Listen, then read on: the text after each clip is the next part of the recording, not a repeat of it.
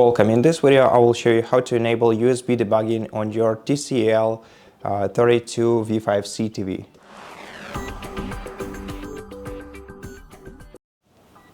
First of all, navigate to the gear icon on the top bar of the home screen to open settings.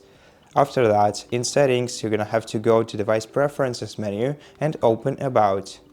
In about section, navigate to the very bottom of the list and then press select over Android TV OS build option until you see you are now a developer, a notification on your screen. Now once we unlock developer options, go back to device preferences and go to developer options.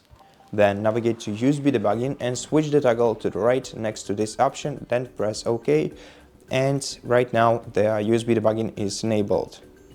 And so that's basically how you do it. Thank you for watching this video. If you liked it, please consider subscribing to our channel, leave us a like in the comment below, and I'll see you in the next one.